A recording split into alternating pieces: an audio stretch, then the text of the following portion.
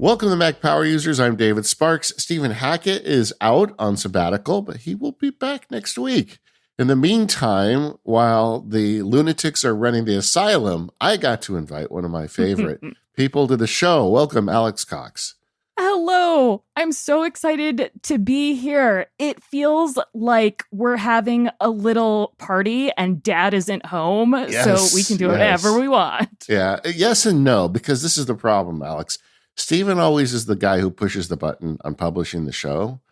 And I've been doing it for the last month. And every Sunday, I feel like I'm diffusing a bomb. Like if I don't push the right button and the show doesn't go out, Dad Stephen is going to he's going to show up in a black helicopter and bust into my house and let me have it. So I'm nervous, but I'm getting it done. We've got the show out.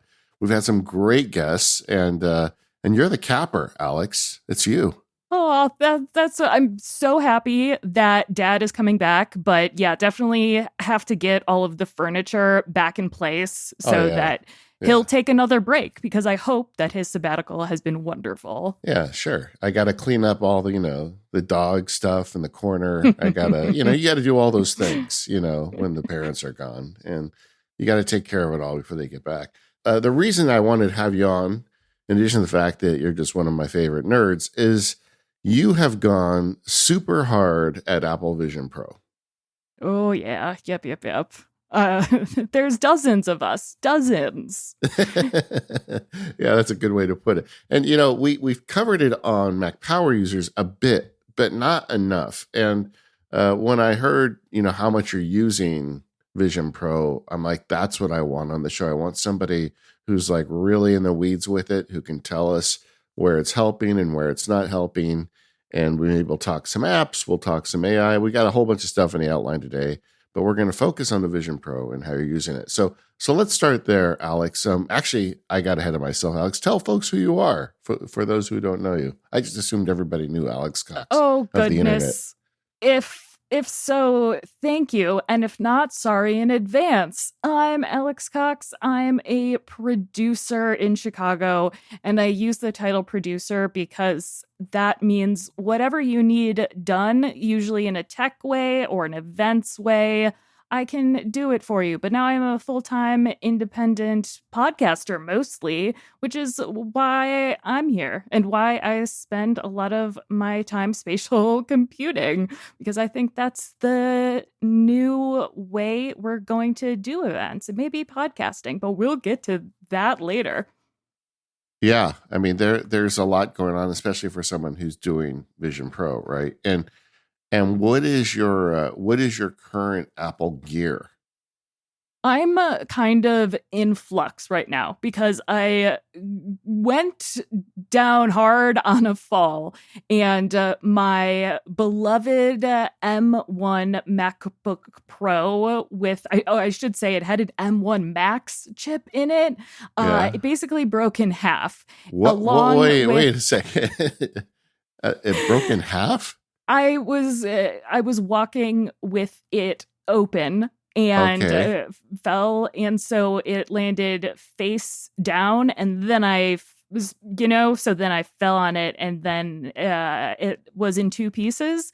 So Apple Care was apparently doesn't cover. It's been this whole saga. It doesn't cover like a certain extent of damage, and I'm trying to figure it out. But in the meantime, I don't technically have my own Mac. I am using my spouse's occasionally an M2 MacBook Air, which you guys have talked about this at length. Wonderful computer, just fantastic. Excited and love Apple Silicon. But when I fell down, I also totally destroyed my iPhone 15 Pro, which was more of a bummer because that's how I take all of my videos, especially. Yeah, it's your camera and everything. Yeah, especially with spatial video. I really want those two lenses. So now I'm actually using a Pixel 3 because it's the only phone I had lying around. That's it was it's the pink one with the little orange button. It's the smallest phone I've had in a while, but it still works really well. So while I'm in this period of saving up for a new laptop or to fix my laptop and to fix or get a new phone, I'm just chilling with my Vision Pro and a Magic keyboard and trackpad. And that's kind of the main way that I get things done. And when I told you at the beginning, you're like, "Oh wow, you're deep in." And I should say that I do use a lot of web-based software. So I've been editing in Riverside, which is a sort of decent app that allows you, or service really, it's a podcasting service that you can record podcast, and if you want like your screen sharing, it does the whole shebang, and it's fine. But you can also edit it online, and for audio it's not too bad. However, you need to use a Chromium browser, so can't do it in my Vision Pro, and I need to either do that at a library or borrow a Mac. But that's kind of all I have in terms of hardware. I should say no. I have my Neumann microphone that I always forget the number of, but I'll 105. give that. I've never seen it, and I can tell you what it is because it's awesome. The microphone. I'm like the German one. Yeah the German one. Mic, and a little Scarlett 2x2 that I don't even know how long I've had these guys, but I love them. Okay, so we have to back up a minute here because you had a fall. Yeah. That your computer landed on the wrong side, and then you landed on it, breaking it in two pieces, and you destroyed your phone. Yeah. Are you okay? Are you okay? Oh, yeah, I'm fine. Yeah. So my stuff broke the fall. Yeah. Yeah, that's good. I mean, it served its purpose. Because I talk on the show frequently how I think this Apple Silicon is going to last forever. But I will say that if you drop your laptop on the wrong side and then you fall breaking in two pieces, the Apple Silicon may not work. That may be a thing that causes it to break. But at the same time, I was thinking there's so many people running headless laptops. You know, Federico Viticci did that weird thing where he connected an iPad to a headless M1. Do you have any idea if your computer's capable of that at this point, or is it just really in bad shape? It did that it worked with that for a while, and with the the less expensive studio, I think it's just called the Studio Display, right? Yeah. The one that doesn't have XDR. And that worked for a couple weeks, and then it just went kaput. Is it make more sense to just buy a new one or a used M1 as opposed to getting it fixed? I would think that it's probably cheaper. David, I'm an independent podcaster no, but I mean, city. Like an M1 used is not that expensive. I mean, as opposed to getting it fixed, I think it would probably be. Here's the problem. You're right. They last forever. Yeah. So there's a lot of there's a lot of Intel Macs out there. For some reason, you need an Intel Mac. Best time to get it. Stock up on it. Yeah. It's wild. But right. I mean, I've been able to go all in on my Vision Pro. The story of my Apple Vision Pro, I try really hard not to say the Vision Pro because I know that people at Apple really didn't want an article in front of it for some reason, but that's all okay. Right. We can do it here. The Mac Power User rules are that it is acceptable either way, so you're good. Yeah. I say AVP, and people are like, Alien versus Predator. I'm like, oh no, sorry. Yeah.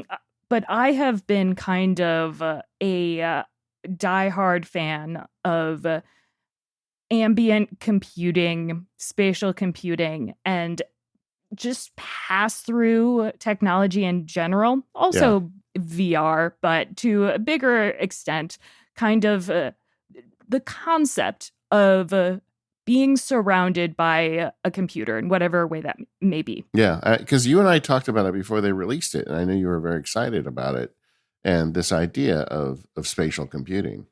Mm-hmm. So maybe the thought is your computer got wrecked, but you're really not that bent out of shape about it because you just want to do the Vision Pro stuff anyway. Oh yeah, unlike my like my laptop, I am not bent out of shape. And I do not recommend this to anyone. The only reason I have a Vision Pro is because I made a joke online and about, hey, you guys out there, you're all investing millions in the metaverse stuff. Why not just invest in one person and I might make something? And then a bunch of people on formerly Twitter, now X, the everything app, and Mastodon, basically bought me a Vision Pro, which is just the ultimate privilege in ever. So, and it was like this overnight joke, and so I felt a sort of duty to the kind parapals to really explore this hardware, not because of any actual sense of a true like responsibility or stress, just so people know. Yeah. But I am really, really passionate about this space, and not many folks are talking about it, but there's a reason for that. I don't think people should buy the Vision Pro right now. Don't do what I'm doing. It is not recommended, but it works. Yeah, and I'm sure that even there's a lot of people listening that aren't going to buy Vision Pro, but they're curious about how you're using it, and that's going to be a big focus today. Is you can actually get your work done with one of these things, and a lot of the work, not everything. I guess it depends on what you do. But before we get into the nitty gritty, what is your Vision Pro setup? I mean, what straps are you using? Do you have keyboard? Give us the skinny here. I am using the Solo Top 3D printed dingus, if you will. It's an adapter that allows you to use the Solo knit band on you can use the Solo knit band with your Vision Pro and then put a second one on the top.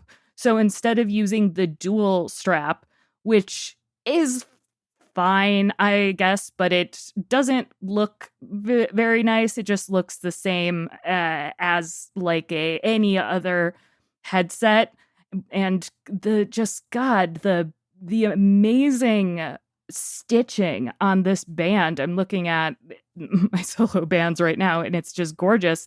And I really was like, okay, if I'm going to Apple something, I need to really, really Apple it. So I got this thing that allows you to wear two, and it just lifts it off your head more, and it's much more comfortable, and I've found that it is more comfortable for me than even the dual strap, but that's not true of everyone. And I think one of the failings actually of Vision Pro is, aside from the things that all of you folks about in terms of price, like if you're going to have something this expensive, it should be the most personal thing you own, because it's literally on your face. And headsets are, really, really hard. Like there's not like one pair of glasses that people wear. The Meta Ray-Bans, I suppose. So in terms of the most important hardware that I have, it's this Solo top adapter, and I use my hand. I've tried to use my hands more and more. Let me interrupt there for a second. Let me just go ahead, because I also have the Solo top adapter on Steven's recommendation, and this thing is really a game changer. I mean, if you're going to spend the kind of money that you spend on a Vision Pro, there's two straps it comes with. The one goes around the back of your head, and it's like you said, it's a very well made strap. It's got a dial on it. You spin it to kind of like tighten it up. But the way you're holding it on your face at that point is by pressing it into your face hard enough that it doesn't fall off. And you've got to like press it pretty hard, and you feel that after a while. And then they've got the kind of the orthodontics retainer strap thing that goes across the top and the back, which is okay, but it clearly didn't get the design attention. It almost feels to me like that one was added at the last minute because they realized as good as that knit band is, that strapping this thing to your face for an extended period of time isn't very comfortable. And so the second one they make, I think doesn't fit very well. It's very fiddly, and I can never really get it quite to fit me right. And Steven said, you got to try the Solo Top thing. I think it was like $15 or something. It's 3D printed. There's not a whole lot to it, but then you got to buy a second knit band, which is like $100. But like I said, at this point, you're already in for the cost of a Vision Pro. So spend the extra $115 because then it is like it is just a very comfortable experience because you've got this knit band across the top of your head and the back, both of which have independent dials. So you just twist the knob to get it to go up and down and forward and backward, and you just get such a better fit. And getting this and doing this makes me think that there was a fail at Apple. Like the native band should have been this comfortable and easy. And I don't know what it would have looked like, but I feel like for the price point of this product, that something went wrong there. Like they didn't get the band right. I so wish that we had the ability to buy what the initial reviewer, I mean, everyone who got a press demo when it was announced, it had the amazing knit band and then a second one at the top. It was kind of the hybrid of the dual loop and the solo loop.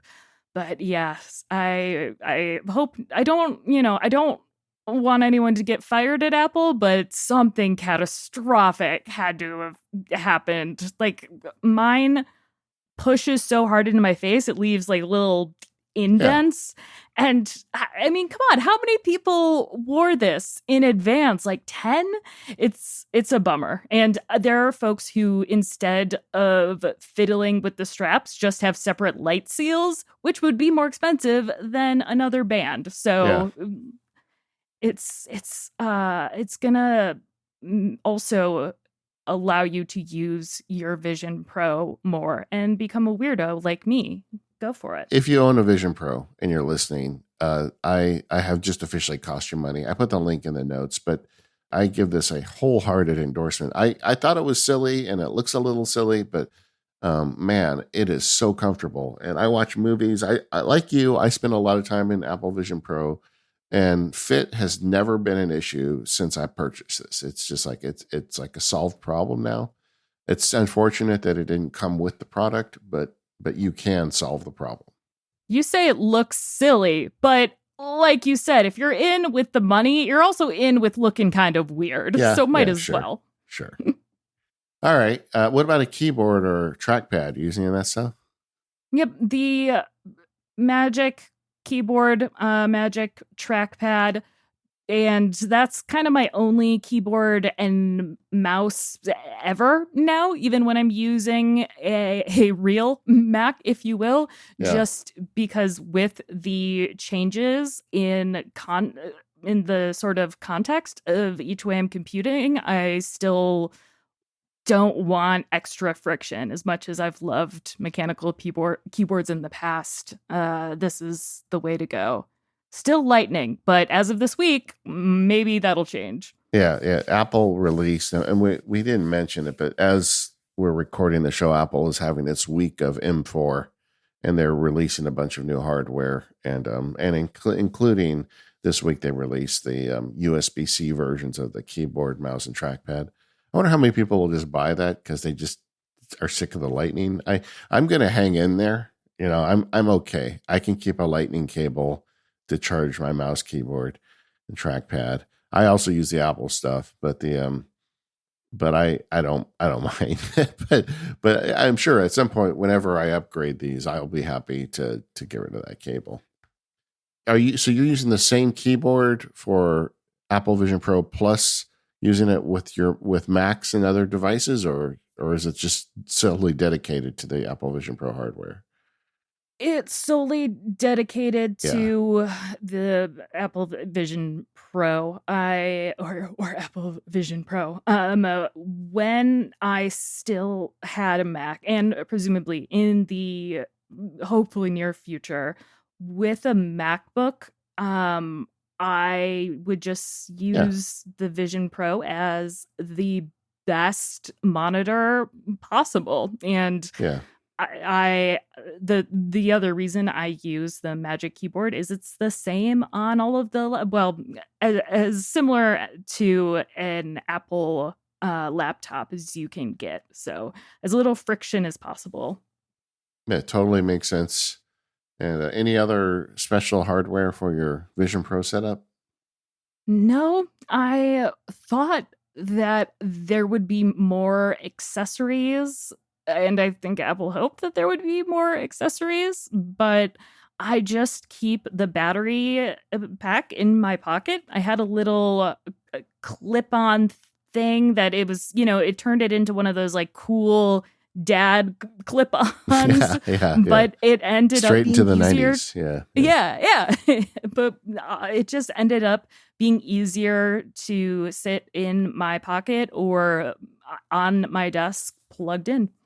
Do you have your keyboard and mouse? Do you have them attached to each other, or are you using any of those? No, Okay. I tried that, but it felt like, okay, if I'm going to be moving all of the virtual stuff around, I'm okay with moving the physical stuff around too. Makes sense. Yeah, with the battery, for me, like you, I actually I slide the battery down my shirt, so the cable, because I do walk around, I'll let the dog out and stuff while I'm wearing it, and I don't want the cable snagging on like a door handle or something. So I'll slide the battery down my shirt and into my pocket, and that's just fine. I have yet to talk to a 2-battery Vision Pro owner. Are you one? Do you have multiple batteries, or are you just good with one? No, I thought, well, okay, I suppose maybe I am if you count the portable battery that sometimes I plug Sure. into it. Yeah. I do the same thing where I put the cable down.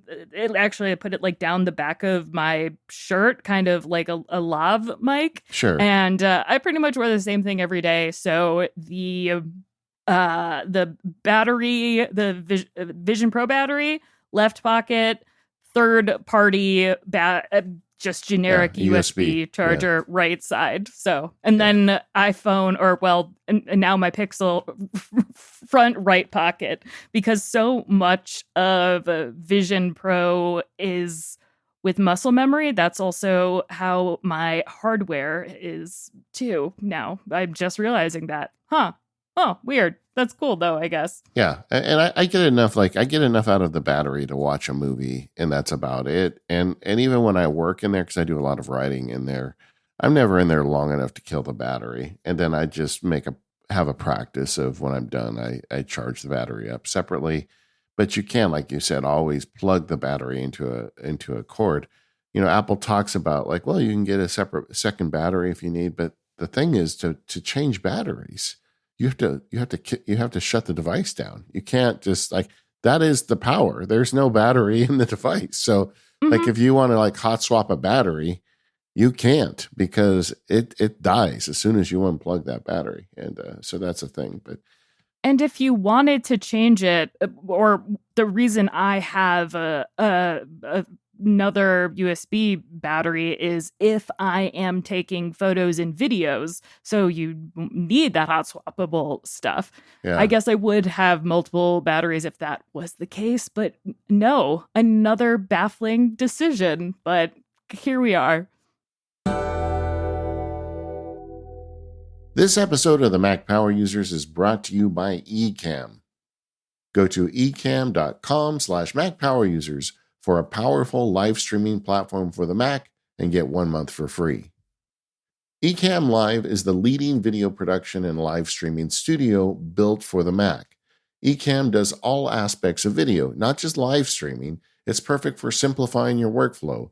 It's easy enough to get started quickly, but powerful enough that you can create just about anything with video. You can do it all with the Ecamm app. The thing I love most about Ecamm is its versatility. Since they've started sponsoring, I've been hearing from listeners that are using it. Some are doing traditional streaming, the stuff you would think Ecamm Live would be good at, but also I'm hearing from folks that are using it for things like board of director meetings and very nicely managed office-based Zoom calls. Ecamm really can scale to whatever you need it to be. Whether you're streaming, recording, podcasting, or presenting, everything's there in Ecamm, including support for multiple cameras and screen sharing, and a live camera switcher lets you direct the show in real time. Stand out from the crowd with high-quality video. Add logos, titles, lower thirds, and graphics, and share your screen. Drop in video clips, bring on interview guests, use a green screen, and so much more. Ecamm Live does it all. And super exciting news, Ecamm for Zoom is now available for everyone on the Pro level plan. So you can automatically send Ecamm Live's audio and video output into a Zoom meeting, Zoom webinar, or a Zoom event. Add up to 8 Zoom participants as camera sources in your broadcast or recording, plus you can automatically create individual participant audio and video recordings, and add Zoom chat messages to your broadcast or recording as text overlays.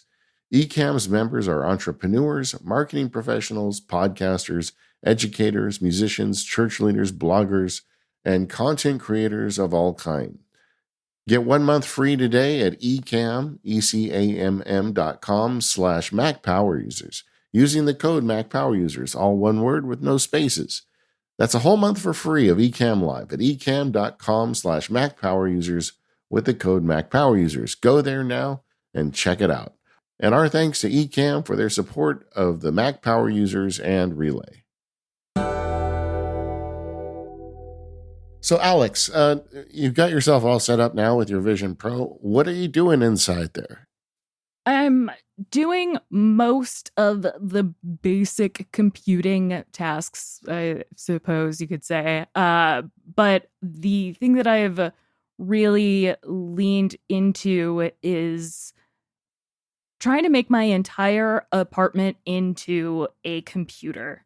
And there's a number of apps you can try to do that with. And I suppose when I say I'm trying to make my entire apartment into a computer, it's embracing the aspect of spatial computing that is more visual. Because when I think of spatial computing, I do embrace like Apple's vision of it, but I also have kind of this idea of ambient computing, which is the visual aspect of it. That's Vision Pro, but also Siri is kind of, just over here. And people forget too that you can control a lot of Vision Pro with Siri, and I end up doing that almost as much as the hand tracking controls. So it's sort of like, all right, if the input is going to be audible, all of the output should be visual. And right now I'm using an app called Magic Room, which is a way to kind of make your entire space into this almost like hexagonal, not quite matrixy, but weird way that it's always letting you know, it's kind of like Apple's own environments, that you are using Vision Pro, but it also has more of a pass-through look. Do listeners know what Apple environments are? How would you describe those? Just the default immersive environment, I suppose. I always come across people, they either know almost everything about Vision Pro or nothing at all. Yeah. So let me just explain from my vantage point. So by default, the Vision Pro is what you'd call pass-through. The world is overlaid on your room. And that's one of the big selling points of it, is that they have very, very high quality screens. So it looks believably like the room. It doesn't look like you're looking through a piece of glass. It's definitely a screen, but it looks good enough. And as a result, like when people walk in the room, you can see them in addition to all your windows and apps. Like when I first got it, I was sitting here working on it, and my daughter snuck into the room, and she thought that, like most of these devices, that I was lost in the world of, the Matrix, and that she was gonna. I think she's gonna sneak up on me and like try and scare me, like jump scare me. And so she was just creeping closer and closer to me on cat feet. And the whole time I see her out of the side of my eyes. And finally I just turn my head on and say, I can see you. And she jumped, Yeah. So that's that's the default of the Vision Pro, but they also have what they call environments, and they don't have enough of them. At some point I'm going to whine about that during the show probably, but it's it's an immersive environment. Like they have one at the top of a mountain in Hawaii. They have one in Yosemite. They've got some that are just kind of blue spaces and things where you twist the dial and the external world disappears to you, which can be quite useful. And it's an option you have because this thing you strap on your face. So that's an environment. But Magic Room, is this the app called Magic Room LiDAR Environment? Yes. Okay, so what does this do? I've never heard of it before. It's kind of billed actually as more of an entertainment app. You walk around your area and they say, wait for the magic reveal. But really, it's just changing an area to a different color. It's just sort of a good distraction that is not quite like something that's there's the environments. Like Bora Bora is my kind of like chill out play Vision Pro game area. My work, like hardcore work environment, is the moon. I don't really know why. Maybe it's just kind of like this complete change in context that it allows me to focus more.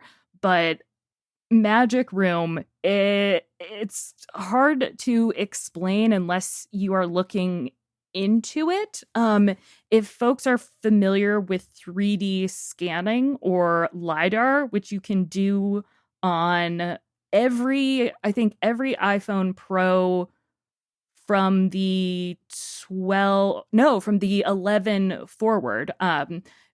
LiDAR is what allows you to scan stuff, and it also does some magic sauce to make photos look a certain way. I don't know this stuff. I just use it. Yeah, like the I don't remember the exact acronym, but the R, I believe, stands for radar, and it pings distance, so it can create a map of the room with the LiDAR sensor.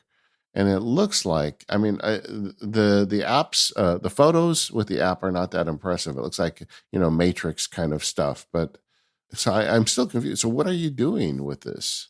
I'm just walking around the apartment. I don't have a really big space, but that's part of why I love Vision Pro is those little subtle changes as I'm walking around.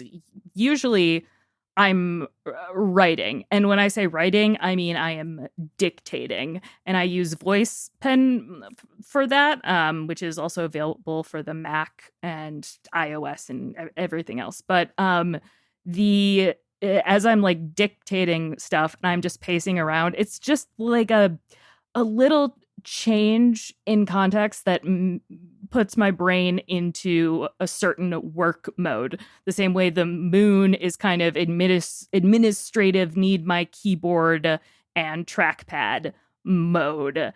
Does that make sense? That's just the environment. I also have various sticky notes through. Hold off on that. You've opened the idea. There's many different weird parts. No, because I want to get to all this stuff, but I think you've talked about writing in this thing, and to me, that is for me the biggest use of the Vision Pro. Like, so I do a lot of writing. I've got blog posts, newsletters, and Max Marketing Labs content, and there's just a lot of things that I write every day. And this for me has been the big game changer. I don't know that if it justifies the extraordinary expense of this device, but it has become my writing environment. It's not just a gimmick for me. Like you, I've got a comfy chair, and I got out of Amazon's a little plastic tray that holds a Apple keyboard and a trackpad, and I put the Vision Pro on. I sit there, and I always go to the same place, the Yosemite environment. I don't know why. I love Yosemite. I've been there many times, so it makes me feel like I'm there. And it is crazy how it tricks your brain to feel like you're there. I've said this before on the show, but I know when I'm there, like, because it's in the snow, my feet get cold, and I don't know why, but Oh, they so do. cool. I know why, because human brains are amazing and it does weird stuff for different people. I love it. So, but I sit there and I write. And so I do 2 or 3 sessions in it a week, and they last 1 to 2 hours, and I get everything I need written.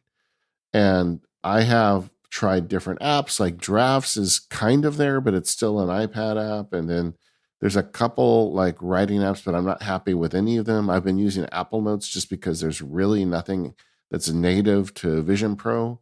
And then you just said VoicePen.ai. I've never heard of this app. What is VoicePen, and how do you do your writing in VoicePen?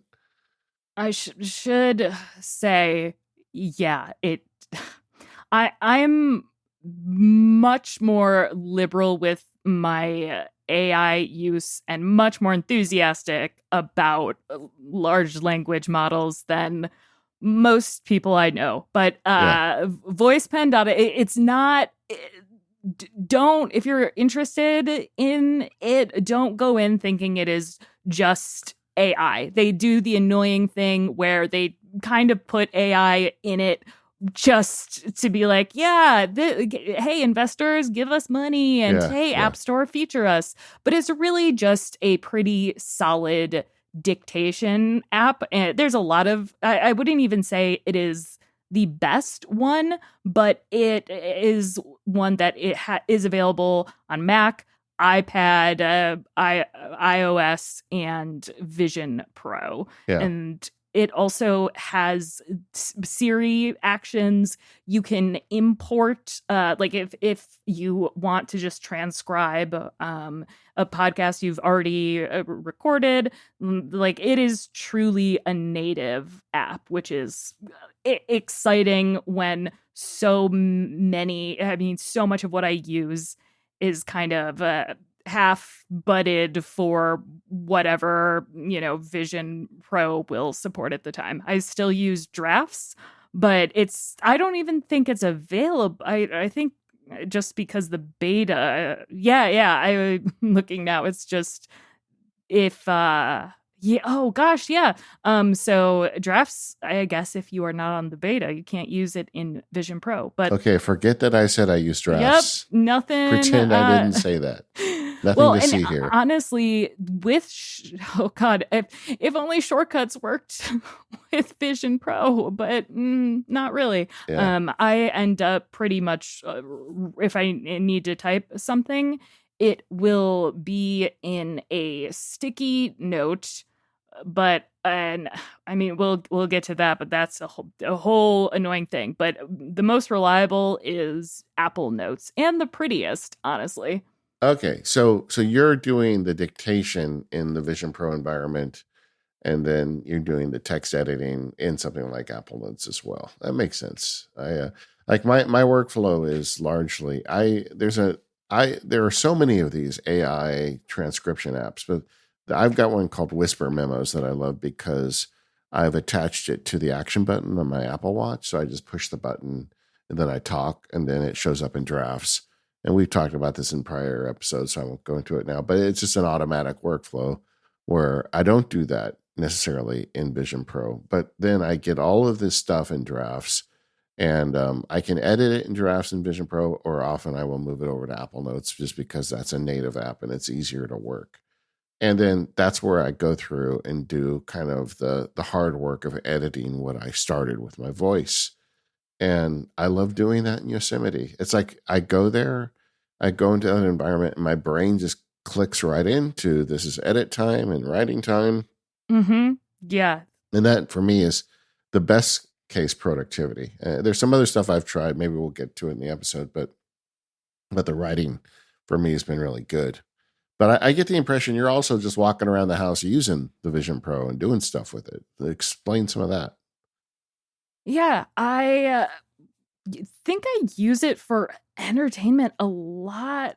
Not nearly as much as most folks, because I kind of have little stations. I suppose I struggled for a while with just working from home, because for 7 years I worked out of an office and really loved that because I could physically change areas in the office, because it was one of those very millennial open office plans with different, oh, you've been to our office, so the old office that I worked out of had a bunch of different places where you could really, it wasn't going to Yosemite, but going into a kitchen, it just changes a brain from just being at your desk.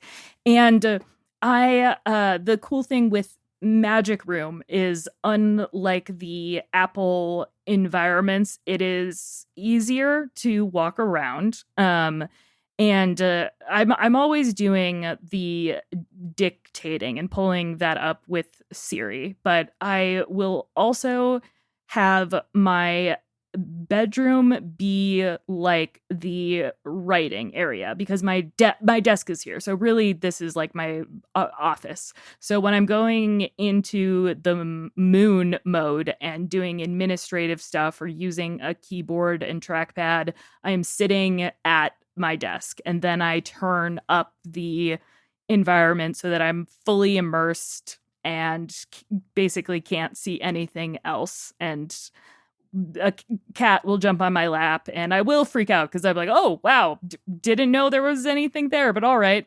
Then when I am out into my living room, that's kind of where I don't know. I call it my mad scientist's lab, because it's there are windows everywhere.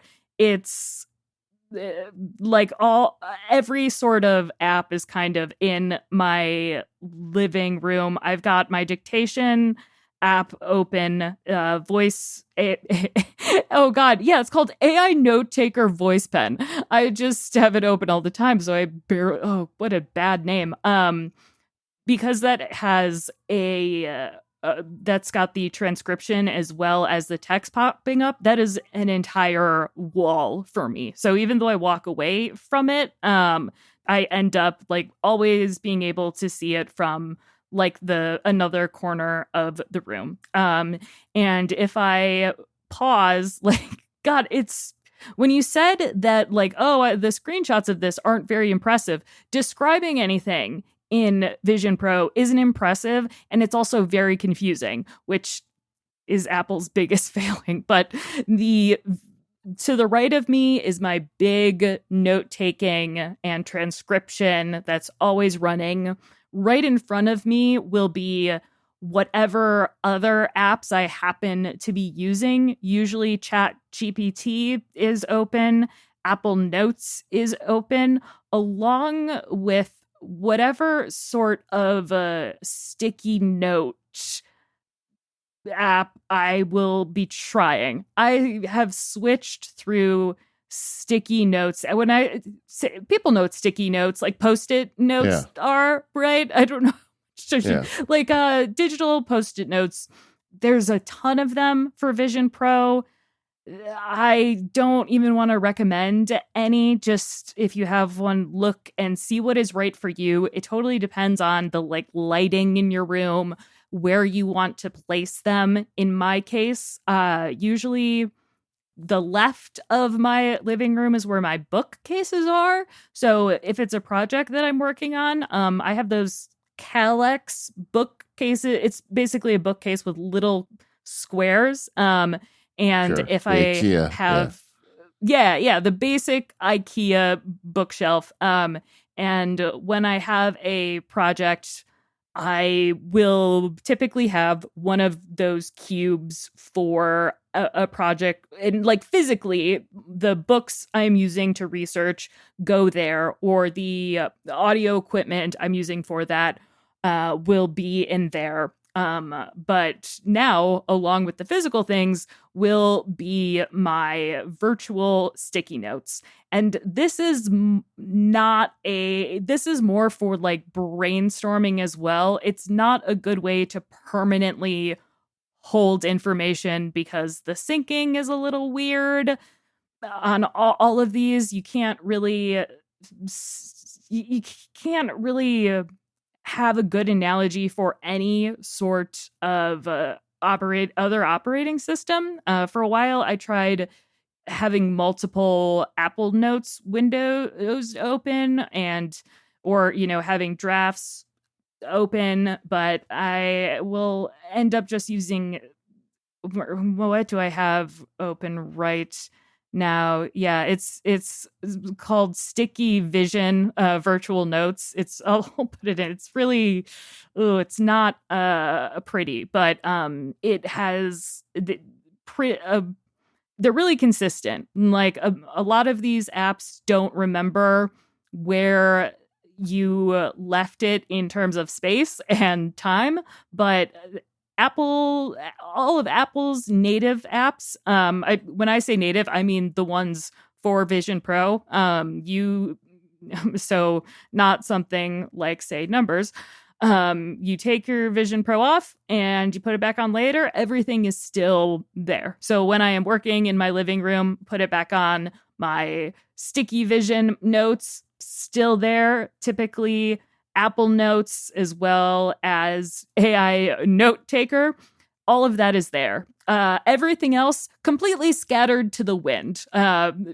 Drafts, even my beloved now sunsetted Juno, which was an amazing YouTube player that Apple nixed from the App Store. So Well, hopefully the YouTube official nixed it, really. Yeah, but yeah. yeah. I mean, they were pretty complete. I'm so grumpy about it.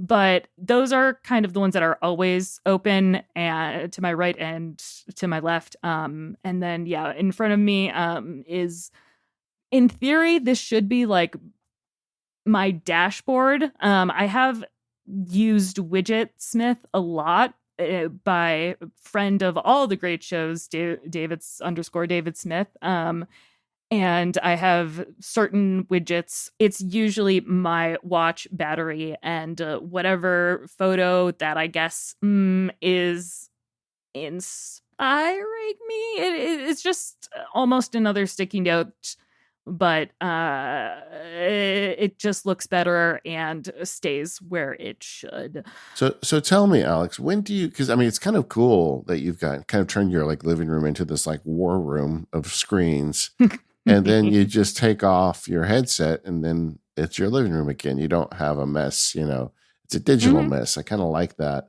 As someone who's enthusiastic and using this stuff, when are the times that you use this? I mean, we've all talked about the limitations of the device, but when does it feel like you're living in the future when you're using this operating system?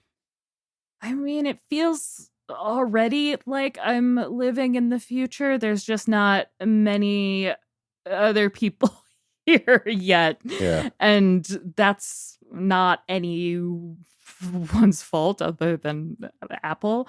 I'm being vague because I can't really talk about the projects I'm working on, other than that it is a lot of game design based. So Yeah. when you're designing, like obviously you need a lot of space and surfaces or whatever windows. So I'm in there a lot, moving around various things, and there is always this sense of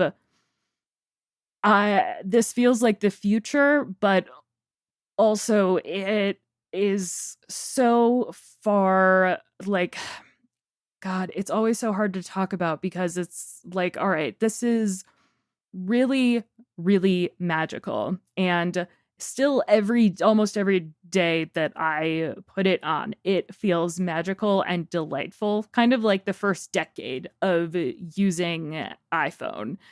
And as more folks started using iPhones, it was like, oh, yes, cool. Now we all sort of have this shared computing language. And the same way that suddenly the desktop, well, I wasn't really around, but I guess the desktop was like, yeah, this is a desk. This is a literal top for your desk. And in the Yeah. phone, it's like, oh, yeah, here's this, I guess, infinite canvas in this little square where Vision Pro, everything needs a different context because it literally can be everywhere.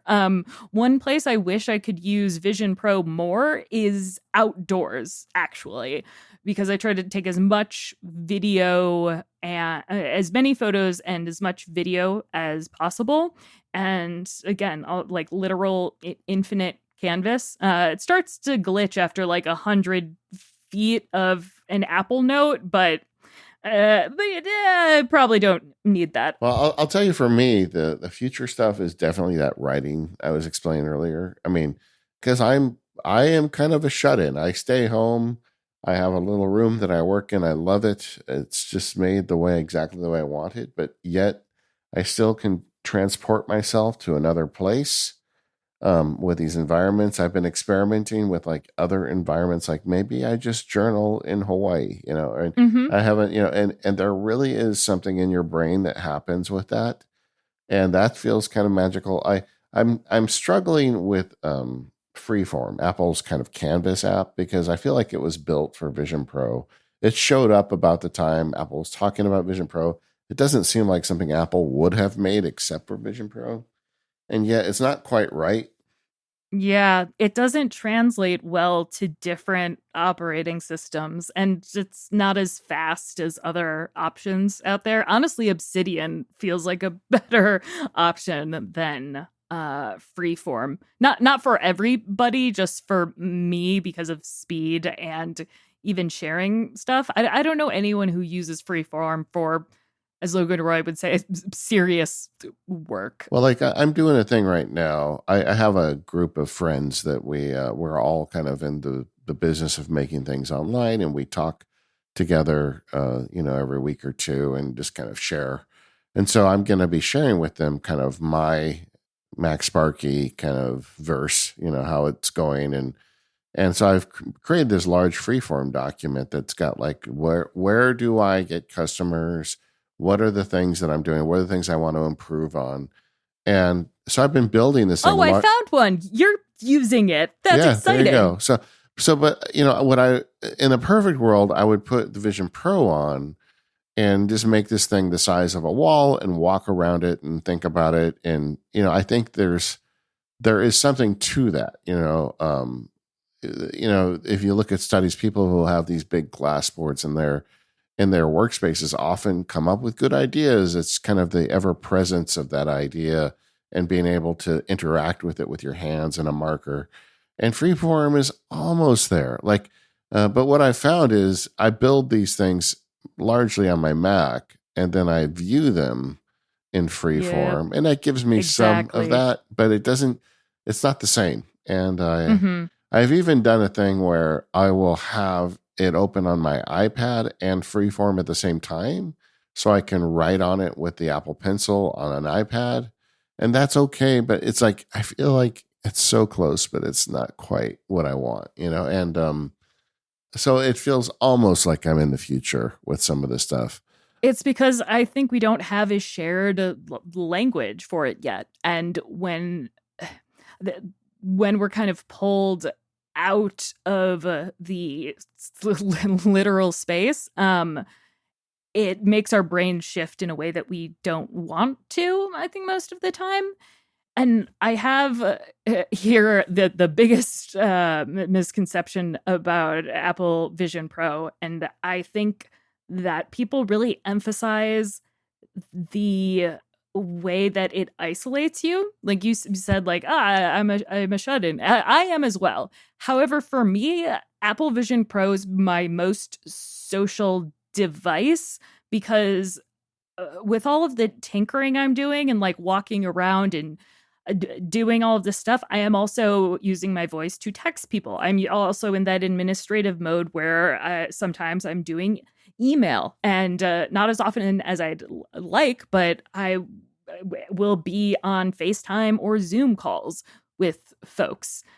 Because when you're working from home, like I do, that's sort of the best way I have found to be present with another person.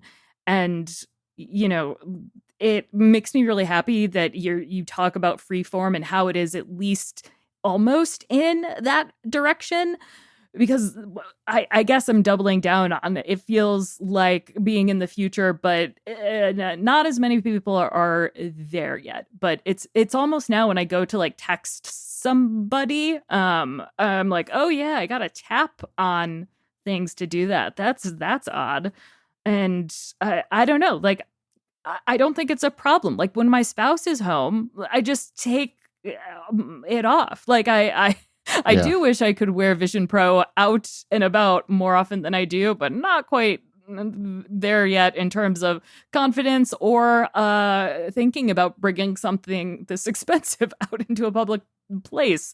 But and so that's the thing. It's if when I am with other folks, it's just not on. I don't really see the isolating how it's more isolating than a phone when you actually get down to it. And it almost feels like this weird, almost moral panic of like, oh man, you're looking at the TV and your eyes are going to melt. Or, yeah, your brain. Just, I don't know. Does it actually feel different to you? Like, in a bad way because yeah you get into that space of like you're at Yosemite and alone and peaceful and writing or and I'm on at a beach and in Bora Bora, but do you do any social stuff in it as well? I think you could almost make the argument it's better in some ways because it's kind of you're in it or you're out of it. Like Yeah. Apple made the commercial with the lady on the couch talking to somebody while she kept it on. I have never done that. Like if someone walks in the room, except for the time I freaked my daughter out, I just take it off and we talk. And as a result, I'm either working in the spatial computing or I'm interacting with another human. I'm never doing both. Whereas with a phone screen, it's very easy to be talking to a person at the same time looking at your phone. And Hmm. so maybe there's some hope for us there, I guess. But I just haven't really found it to be much of an issue. And I focus on doing this work generally when I'm alone anyway. My family knows that if they look, because my little studio has a glass door, you can see me in here. If I'm in the fishbowl and I've got the thing on my head, I'm either if I've got the keyboard on my lap, I'm working. If I'm sitting there smiling, silly, then I'm probably watching like Star Wars or something. And so they know, when they can come in and say, "Hey, dude, I need you for something," and it just really hasn't been a problem. Yeah, I again like really love that idea of context. Like you talk about contextual computing and a lot, and I think this it just adds more to it. And obviously, it adds ambiance. But when I take that headset off, I am present, but also my input when I take Vision Pro off becomes Siri in its various forms. For me, I can't believe I forgot to mention this, but I still have the original HomePod hanging on.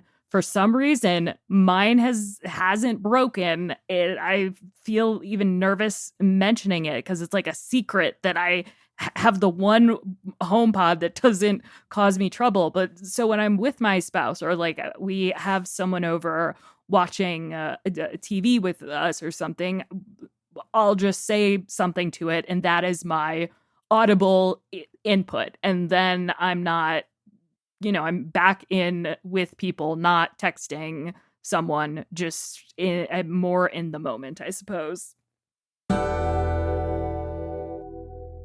This episode of the Mac Power Users is brought to you by Squarespace. Go to squarespace.com/MPU and save 10% off your first purchase of a website or domain using the code MPU.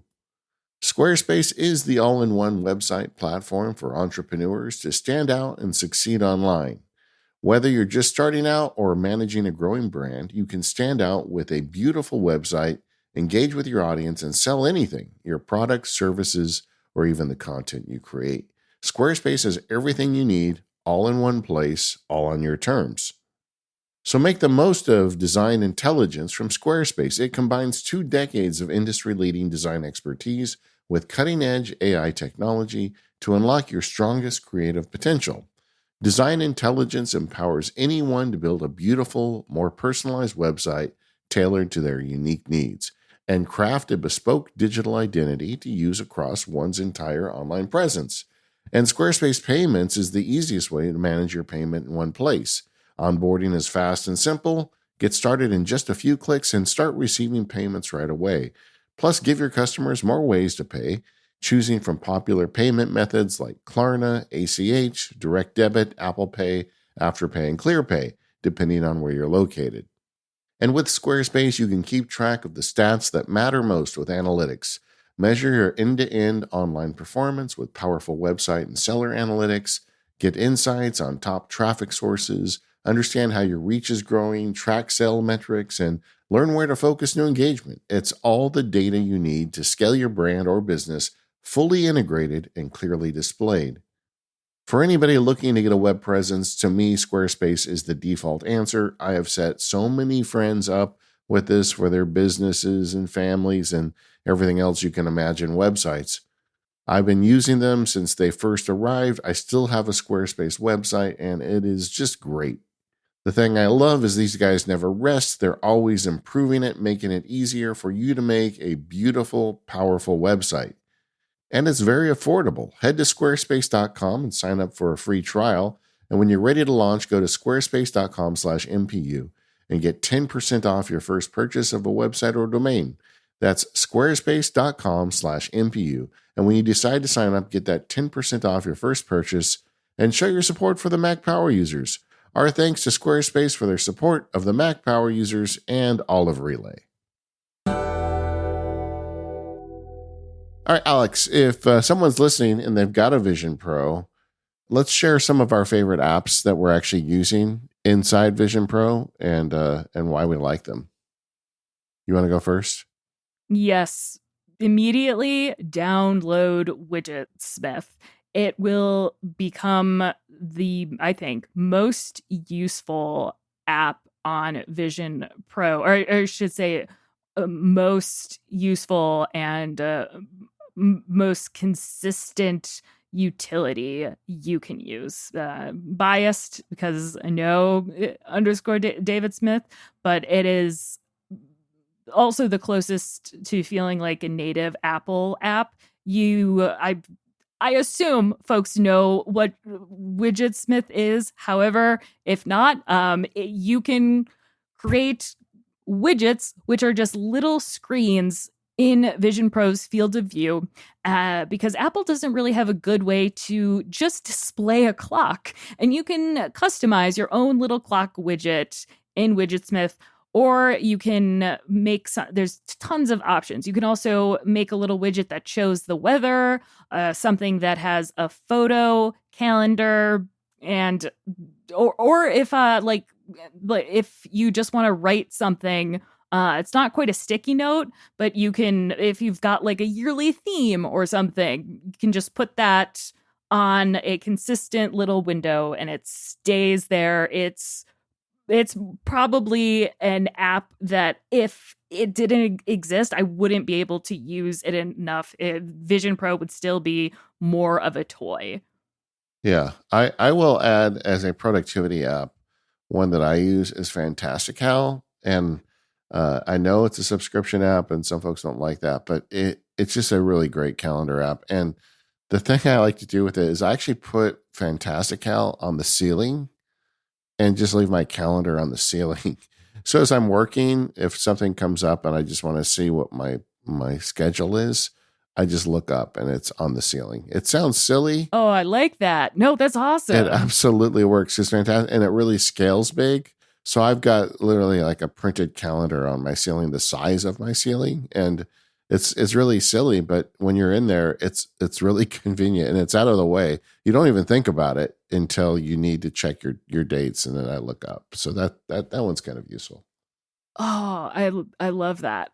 I mean, getting to also the kind of consistent, like you, something that is consistent and always there. Again, with the notes, notes AI, it's also really fast. And if you're looking for something that will sync with voice, and I almost want to say not a replacement for drafts, but something that allows you to manipulate the text and like it's got really rudimentary automation, but if you want to be able to get your text on your Mac later, I think that other than Apple Notes is the best way to do it. And it has some good AI stuff that is a little bit similar to what Apple Intelligence offers, but as we know, Apple Intelligence won't be on Vision Pro, which sucks so much. And it's also why I have, just to partner with with that, I also always have Chat GPT and open next to that. I didn't mention that. Yeah, we didn't mention that, but it's odd that Apple has this big intelligence push and it's not on Vision Pro. I'm going to say RAM is the reason. I feel like RAM Mm-hmm. is always the reason why Apple Intelligence doesn't land on platforms. And my guess is all the RAM that they're using to, display the environment and everything, they just didn't put enough RAM in the thing to also hold Apple Intelligence, which is a big miss in my opinion. And that's going to be true. I mean, we spent all this money on this device. I don't know when they're going to come with a new one. We're going to talk about that later in the more power user segment. But for the lifetime of this thing, it's never going to get Apple Intelligence, which is kind of sad. Yeah. But moving Oh, on God. with apps that I like, another one that I really like in Vision Pro, which I didn't realize worked in Vision Pro until by accident, is it's an app called Bezel, Bezel. Oh, Yeah, yay. I use it on my Mac because I do a lot of screencasting. It's a great way to display your iPhone or iPad on your screen when you're screencasting, but they made it work with Vision Pro. And I know you can look at your phone through the Vision Pro headset, but when you're in an environment, you can't see it. And it's also being rendered through a screen. It looks way better if you just use Bezel and then you can mirror your phone screen in virtual space. Very handy productivity app. Oh, wait. So in Bezel, you can actually use your phone in like the same way you can now with Sequoia on Mac Sort OS? of. It's rendered, and then you can use your phone with your hand. So you've got Oh, your handheld, okay. but you've got a Oh, much still. cleaner display of your screen up in bezel. Oh, I hope to be able to use that soon. Um, Another one that is a little bit more on the utility side, but kind of necessary if you're in Vision Pro for the whole day is Home UI, which is just it's Home, the Apple Home app, Yeah, but in Vision Pro. nice. It's boring, but but hey, someone had to make it, so thank you to the Home UI guys. So is that I haven't used that app. Does it allow you to like hang switches in space? So like you could say push this button and turn the lights on, or how Yeah, does it work? it does. It'll be in notes. That was part of what I was gonna. Well, I'll talk about it in more power users, but it's not as skeuomorphic as I'd like. So you can put, let's say, if you have a fan or something, like you can put on off switches where something is, Yeah. but it's more of a not that part for me feels a little bit more like a novelty where I'd rather just control it via Siri. And, you know, I have the purpose of my smart home is to control everything on this console and not have to get up and move Yeah. things around. So it was fun for like a day. And I'm like, all right, no, I like this little console here. Yeah, I've got a weird one, but I really like it. And if you are interested in playing the piano and you've got a Vision Pro, there's an app called Piano Flowing Tiles, and I'll put a link. The subtitle is Guitar Hero on your piano. And what it does is it overlays the keys. Like if you look at a piano keyboard, it overlays blocks on top of each key you're supposed to press to play a song. So it just kind of lights up your keyboard, telling you what to play. I'm not sure if this is a great way to learn to play the piano or not, but I just love the fact that somebody thought of this and made it.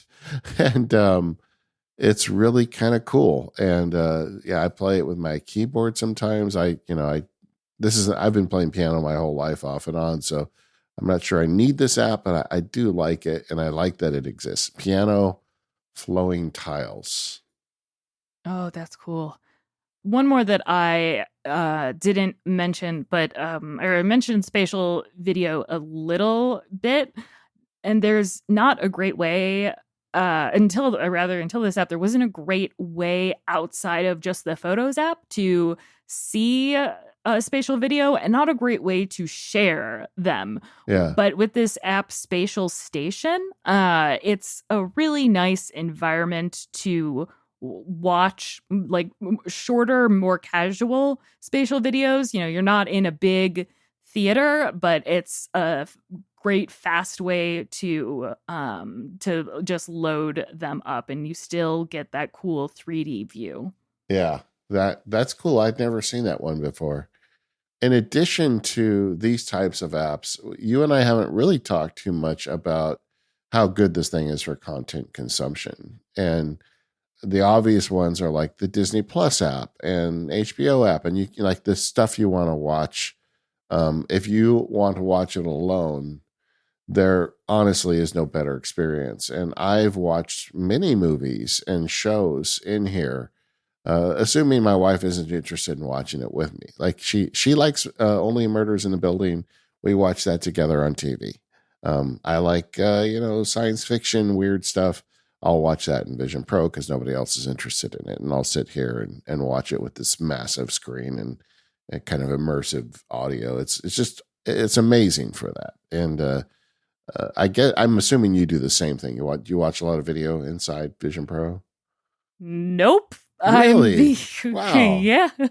So the reason it is just I tend to be around my spouse, and there's no good way to even if we both had them, like there's still a subpar sharing experience in my opinion. So we would be fine being weirdos on the couch together in our own little pods, but there's not a really great way to do that. Yeah. And when I actually end up reading more than I do watching, but I mean, that's like the killer app for most people is the media consumption, and my favorite is the Disney Plus app for sure.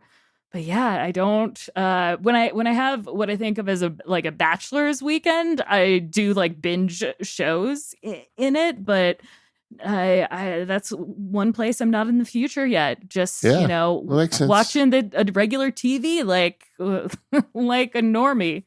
Well, I mean, there's shows I like that they don't like, and I watch them in there, and that's kind of the dry line for me. I will definitely, if there's something they want to watch too, I would prefer to watch it with my sweetheart. But if she's not interested, why not take advantage of that platform? But in terms of content consumption, it's way more than video. I find there are a host of gallery apps that are like, they have famous artworks at high resolution scans, and a lot of the better ones have like a lot of educational material in them. And I like art, and I like, there's certain types of art I like. And no matter what it is you're interested in, you can put it in there. And the experience of seeing it on your Mac's screen or an iPad screen versus seeing it on your wall is entirely different. Like, I get that it's not the real thing. I'm not actually in the gallery, but I can stand up and walk around it and look at it. And it is very immersive in that way. And I love that all those art apps there. I'm a sucker for all of them. I am big on not just those are very cool, but also the really immersive games that kind of get into more. There's like kind of almost just two genres right now. The XR pass through games like Black Box, which is an amazing puzzle game, which is also on iOS. But like the game on iOS, this version of Black Box takes advantage of all of the unique Vision Pro features. So I don't want to spoil it, but you do like weird stuff with your hands and just moving around, and it's an absolute delight. Similar to if you're a fan of What If, which was the Marvel interactive experience. Yeah. And the one like classic VR game that I always recommend to people is Job Simulator, which is not exactly what it sounds like, but if you go into it thinking that it is just a job simulator, I promise you will have a lot of fun. See, like I haven't played that one because I had a job where I put on a tie and went to an office for 23 years. And the idea of doing that in VR makes me want to hurt myself. So I can't imagine it. See, this is why like it is exactly for someone who has been to done a corporate jobby job, and it is a bit satirical and an incredibly funny game. It's also available on the Quest, and it's almost like 10 years old now. Wow. Oh boy. But it is great if you're looking for a full-blown VR experience. This is good for me because I have one game and I play it constantly. It's called, I think, Bombaroom, something like that. I've never heard of this. It's so awesome. It is what you call a VR pass through. Oh, yes. Okay. And you have a cannon and you put it on the floor in your room, and on the other side of the room there's a castle or some sort of thing that needs to be blown up, and then you control the usual the velocity and the angle of the cannon, and as you get further into it they start shooting back at you, and it leaves like, because I've got my studio's got kind of a wide space on the floor, it leaves like divots in the ground, and it does all the kind of virtual reality, augmented reality stuff you'd think you would want. And there's some physics involved. And I just love to sit here and fire my cannon off at the castle at the other side of the room. I've got so far in this game because this is my favorite, like gaming pastime, and I know there's way better games out there, but this one is just so fun for me. Oh, I don't know. Yeah. This looks. I've played this on Meta's Quest, and it was really good, but the hand tracking just wasn't there at the time, and this is going to be very dangerous for me to put on my Vision Pro. But oh my gosh. Well, they did a thing. They just released an update. This is how much I'm into it. Because the controls were bad. Like the controls were too close. Exactly. So like you would think you were adjusting the velocity, but you actually fired the cannon or something. Well, they've kind of fixed that with the latest update. So it's not so you don't get misfires. And like they, in fact, I'm looking at the website on the Apple Vision Pro store, and they've got it on a table. But I put it on the floor and shoot them across the room, and it's really fun. So that's my game. But I need to get a few more games. Another thing I did with immersive video that I haven't mentioned that I want to say is Apple did its first immersive video kind of work of fiction. It's called Submerged, and it's set inside a submarine in World War II. And I didn't know what to expect going into it, but it is shockingly good. I was really surprised at how much I felt being cramped in this submarine that's, in jeopardy underwater. And it really starts to mess with your head. So, I hope that there's more of this type of content to come. The very first VR experience I had, now definitely 10 years ago, was a game where you just get your head chopped off. It Oh my was the gosh. French Revolution. Yes. And so No the thanks. yep. And so I've been in a lot. If people can't tell, I've used and spent a lot of time in VR in terms of the game space. And I am so excited for Apple to put more money into spatial video and investing in more creative studios and companies experimenting with this type of creation.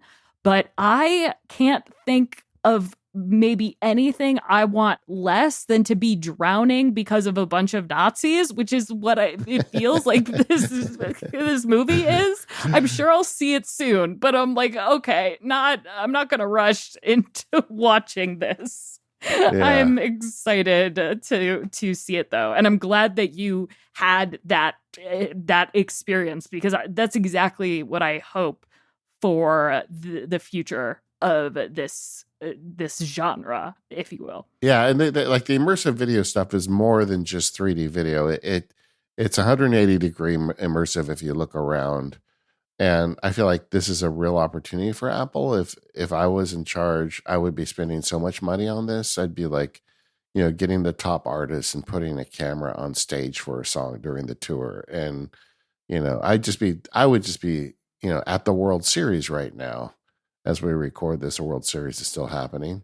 Like, why not have a game? I mean, MLB needs money. I bet they would take some of the Apple money to let you put some of those cameras on the field for a couple games. I would just be like exploring this so hard. And I feel like they haven't done enough of that. But like they did one on parkour in Paris. And I always Oh, kind that of, was yeah, I wild. always Yeah. kind of knew I was afraid of heights. Like, how like I'm not like Mm-hmm. at the tops Yeah. of buildings very often. Back when I was a lawyer, I worked on a lot of cases involving construction. So once in a while, I'd find myself at the top of a building with a construction site. And I always, Oh God. you always felt it. You were a lawyer there. You were safe. They weren't putting you out on the beams or anything, but you kind of felt it. But then when I went and watch this video, I'm like, oh yeah, I'm definitely afraid of heights because they put you on the very edge of the roof, and I'm just like, I feel myself backing up as I'm watching it. Like my body is physically stepping back, and that's what they can do with this stuff. So yeah, there's a lot to come with this. I think overall, as we kind of get to the end here, it has been a disappointment. I think if you ask the people out in the world, this Vision Pro got released about a year ago now, and like I've said many times, there's not enough content for it. The app developers aren't showing up as fast as they have traditionally for Apple platforms.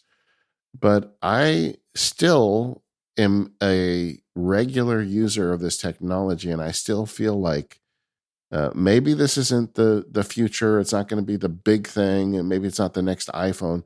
But I think there's a space in my life for this kind of technology, and I just want us to get to the next level of this stuff where it's more accessible and more useful.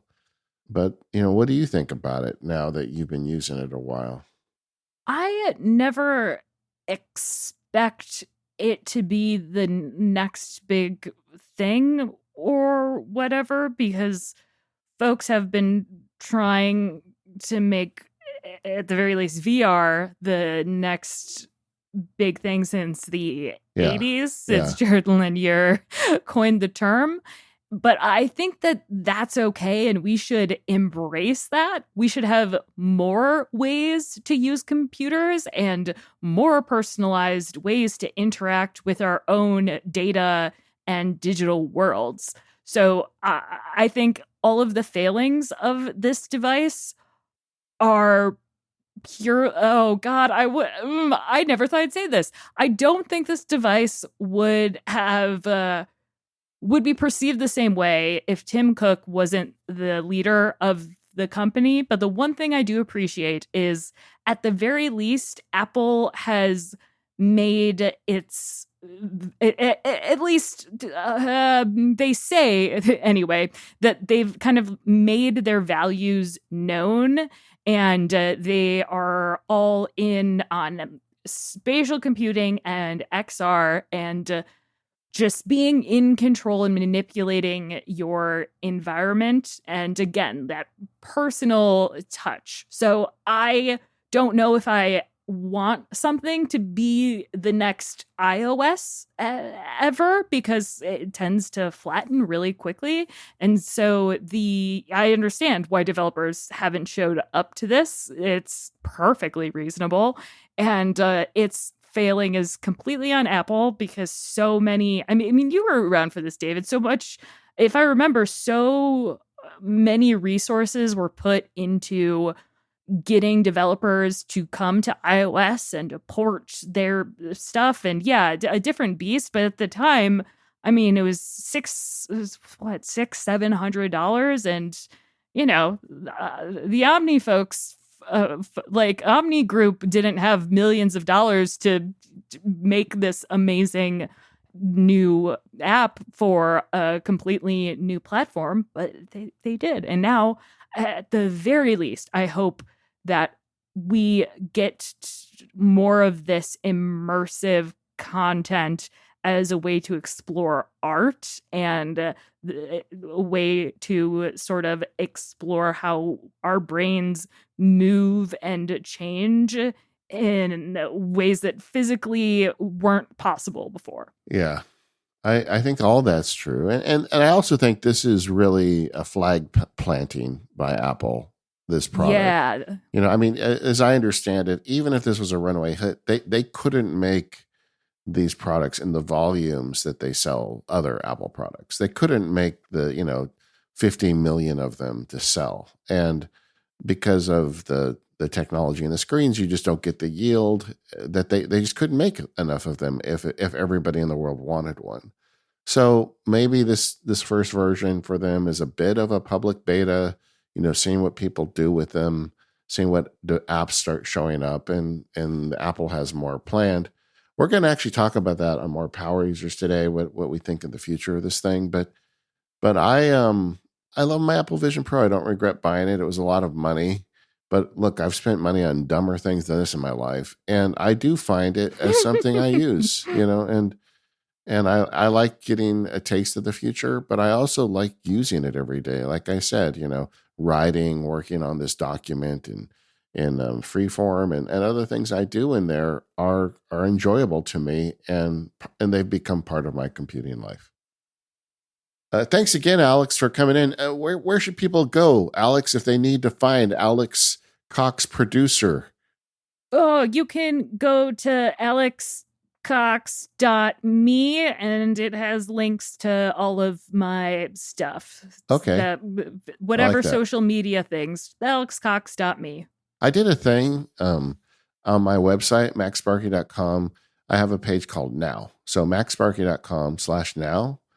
And I just update it with whatever I'm working on, and yeah, it just has a summary of what I'm doing. Like if I saw a friend and they said, "Hey, what are you doing?" I just write it. I update it every week or two. And that's become my social media presence. Yeah, it's almost like a digital business card for me. Like more than a business card. Like, hey, this is my stuff, but it's always up to date with the most recent stuff. Yeah, well, mine's more informal. It's like what I'm doing in the wood shop or whatever. But this Now page has felt very liberating because I don't do social media hardly at all anymore. So I do a Now page. But yeah, that's cool.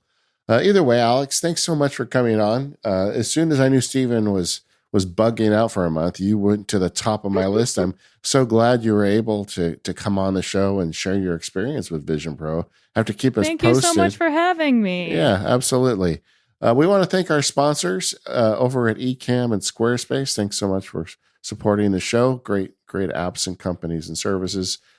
For More Power Users, which is the ad-free extended version of the show, Alex and I are going to talk about the future of Apple Vision Pro. Stick around. Otherwise, we'll see you next time.